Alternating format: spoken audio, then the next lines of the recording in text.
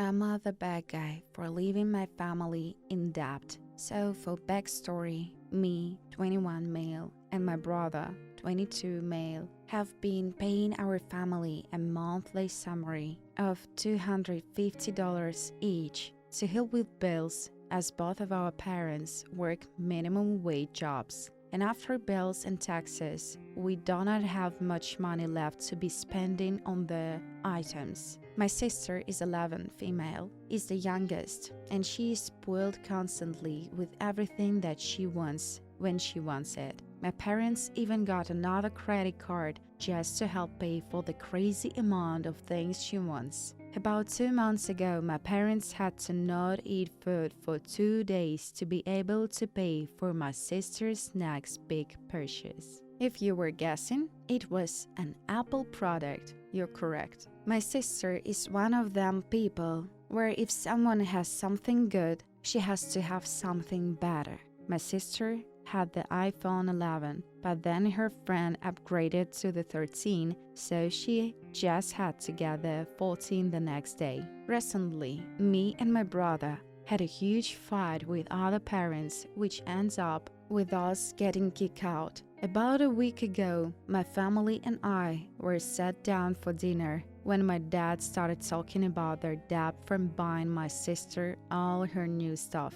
It turns out they recently got their credit card statement and they are in $1,500 credit card debt across 2 credit cards. They had the audacity to tell me and my brother to help pay off the debt, and we needed to step up and pay for things around here. We both began to argue with them as it was not our fault. They gave our entitled sister everything and did not give us anything. I think I forgot to mention that I have not asked my parents for anything for about a year now, and neither has my brother. Well, anyway, I think you can already guess that me and my brother obviously refused, and within the next 24 hours, we were given an ultimatum to move out or else all our stuff will be sold. Me and my brother were glad, and we decided to crash with friends for the next few days until we got our next paycheck and can afford an apartment. Before we left, we blocked our parents on everything, and we have been receiving numerous text messages from relatives telling us we are being selfish and need to apologize to our parents. So, I'm guessing they told everyone a crazy lie, making them seem like the victims. Last night, I remember that me and my brother's $250 will be sent to them the next morning, so we quickly canceled it and texted them about it, then blocked them again. This morning, we were told by our grandmother that the bank was gonna probably end up repossessing their house as our 500 was paying over 50% of their mortgage. I've been thinking about it all the day and feel quite guilty, so I've come on here to ask. So, am I the bad guy here?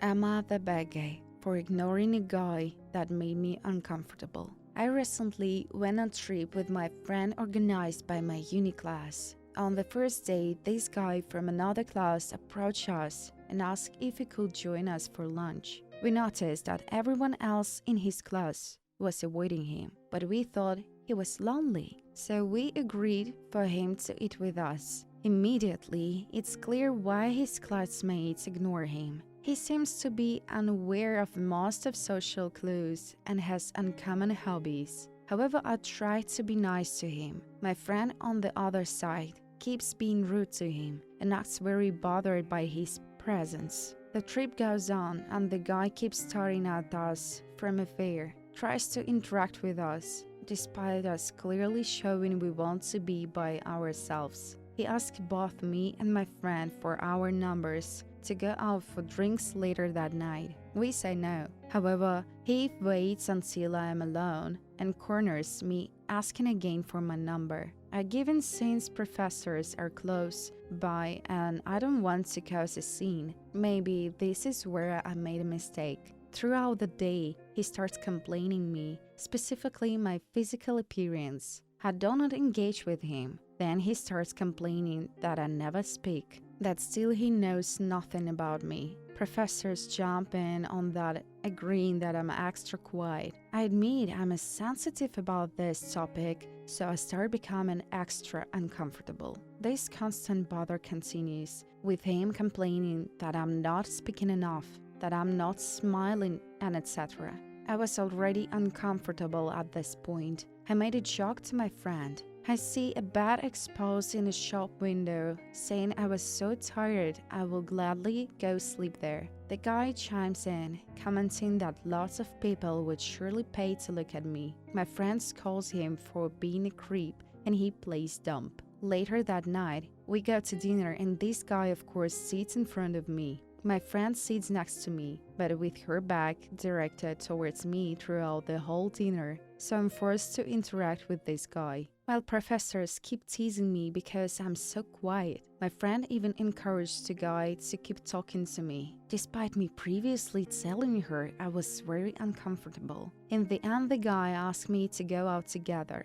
I refused, saying I'm very busy. At this point, I was panicking, and I was so stupid not to say I'm in a relationship or that I'm not interested. He keeps insisting, and I keep rejecting him. Finally, the dinner ends, and I'm very upset both at him and at my friend for not helping me at all through this uncomfortable situation. The first day we're all back home, he texts me, "How are you?" Of course I don't reply, since I'm still bothered. My friend however talks to me I was being too harsh to him. So am I the bad guy? I feel like I gave him so many signals that I was not interested, and he actively chose to ignore them. On the other side, maybe I was not clear enough or not being interested in him. What do you think?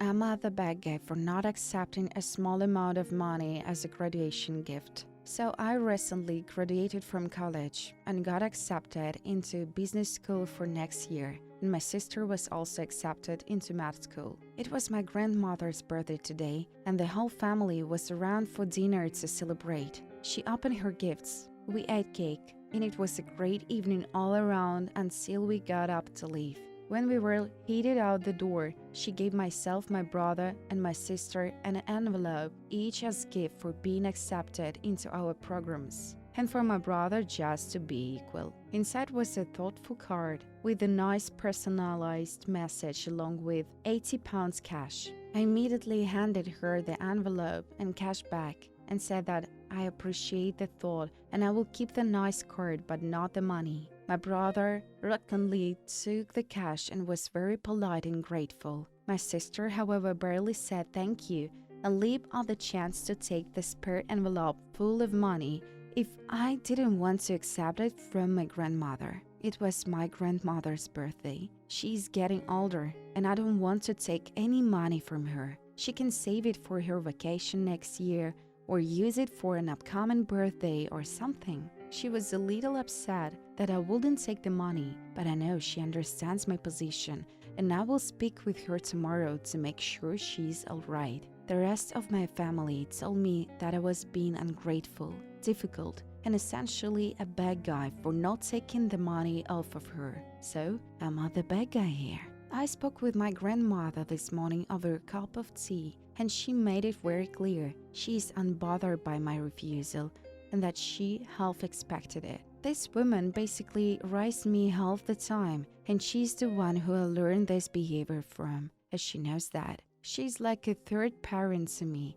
and she knows me like the back of her hand. She told me she will save it with the rest of the vacation money, which we will all use for drinks, food, and travel. I told her about this post and showed her some of the replies. She thinks it's ridiculous that people have passed such harsh judgments over such an insignificant event. I appreciate everyone's opinions, so I'm still waiting for your comments. Am I the bad guy for refusing to shave my hair and donate it? So my half-sister was diagnosed with cancer a few weeks ago. We were never really close since I live with my grandparents and she lives with our dad and her mom. I refused to live with her mom, well, because she's very much the almond mom. We would meet maybe once a week. She wanted to have a closer relationship with me, but I just couldn't. She's very different from me. She eats healthy every single day. She does sport, goes to gym, runs in the morning. And while all of this is very amazing and I'm extremely jealous of her lifestyle, the problem was that she will not shut up about it and shame me for not doing the same. Being with her is just exhausting. So now that she's in the hospital, I visited because I live near the hospital and all of her family works, so I'll just keep her company. She asked me whether I will shave my head, and I immediately told no. The only good thing about me is my long, thick, red curly hair, that I wouldn't trade it for nothing. She became visible upset but didn't say anything. Later, my father, her mom, and some of our relatives came to my house and started questioning why I wouldn't shave my head in solidarity, because few of our cousins did do that. Most of them are boys and the girls is literally always with a buzz cut, so that's not a problem for them. I just told them that I put so much care in my hair that I will not be shaving it. Turns out her mom wanted my hair for a wig you can create out of your natural hair. That was more of a reason for me to not to shave. I just lashed out and later started that why the fuck would I do anything for a relative that I barely know and want nothing to do with. My dad got extremely angry and now refuses to talk to me. So, am I the bad guy here? Am I the bad guy for telling my friend that his wife was right to leave him after he lost his job?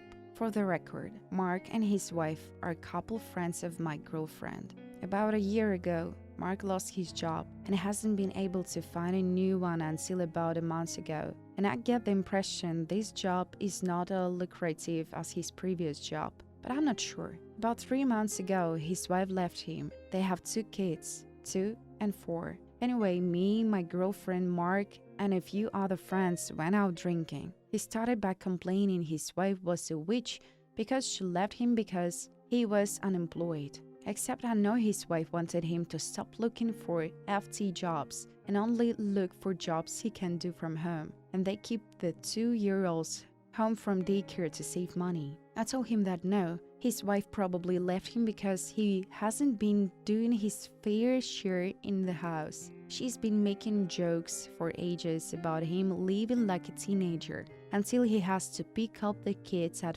4. He then takes care of them until mom comes home. They go to bed. I also know she's been wanted to get rid of their cleaner until he gets job. Girlfriend and I don't have a cleaner, so the issue has come up. He said no. She just lost respect for him because he wasn't bringing in any money, and the rest was just excuses. Anyway, we had a fight. My girlfriend thinks I was a bad guy for getting involved. Plus, we really don't know all the details. The friends are split. Some say it's true. Women always leave men when they stop providing, and I wouldn't understand because I'm a lesbian. Others think I was right, but I shouldn't have gotten involved. Plus, it ruined the night out. I think he needed a reality check. So, throughout, am I the bad guy here? Am I the bad guy for breaking up with my fiancé before the wedding because he has a child? Me and my ex met when I was 20. He was bartender back then. We immediately started dating. He was cute and funny. We had an amazing relationship until 1 week ago. We have a wonderful daughter. We didn't get married in 5 years because he didn't want to. He always said that he is okay with living together, but he doesn't want to get married. I was not okay with that, but I got pregnant. Pregnancy stress, baby stress, etc. I didn't think much about it. 3 months ago, he proposed to me. Out of nowhere. He was in a hurry. He just wanted to get married immediately. She was planned the wedding. I thought he changed his mind. When I posted his proposal on Instagram, I get a message. A woman around my age DM'd me showing his son's picture, who is almost 5. I was shocked and confronted my fiancé about it. I showed him the pictures and messages. He started crying.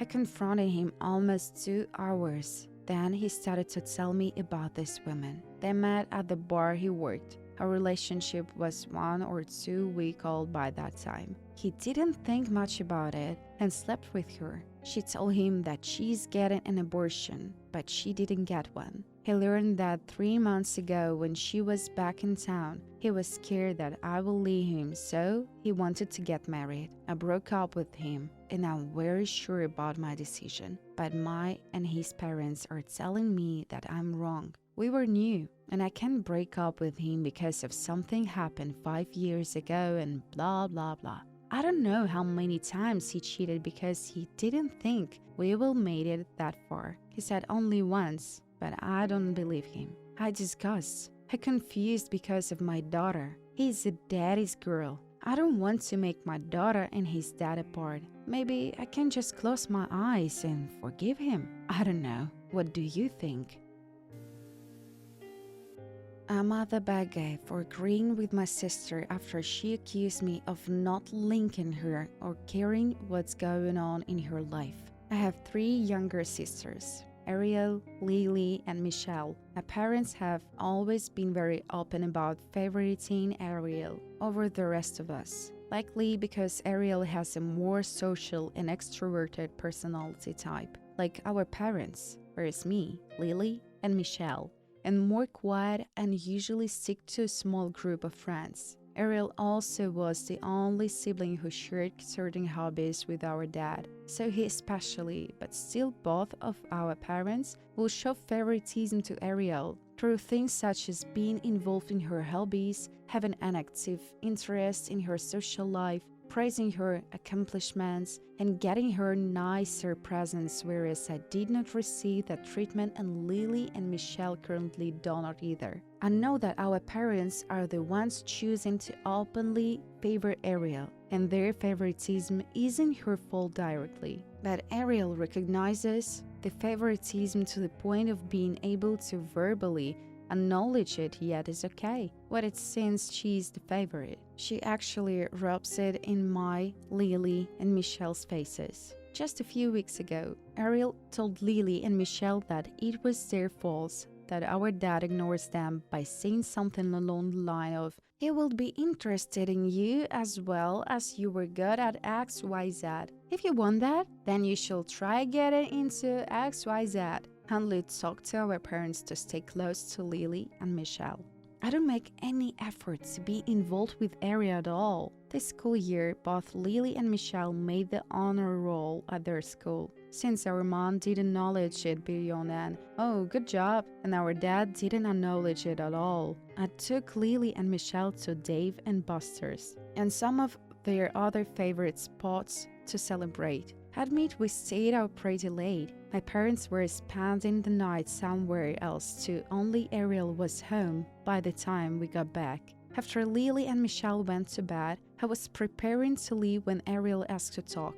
Ariel brought up that I hadn't come to her graduation. I told Ariel that she never came to any of my graduations. Plus, she didn't even ask me to be at hers. Ariel told me her birthday last month was bad enough because a lot less people come than she expected, and I didn't get her a present when I clearly had the money to take Lily and Michelle out. Ariel accused me of not linking her or caring about what's going on in her life. I told Ariel as an objective way as possible that her accusation was true for the reasons explained in the second paragraph. She said herself, "We aren't worthy of being our parents' favorite like she is, so just leave us be." Ariel cried, but I was too tired to deal with her and just went home. I talked to some friends about the situation, and a few told me that they feel bad for Ariel. They said she is also a victim of our parents' favoritism, and now she has to watch her sisters be super close to one another while she the odd one out. So am I the bad guy for still arguing with my friends that Ariel is now 20 and is no victim now that she's an adult?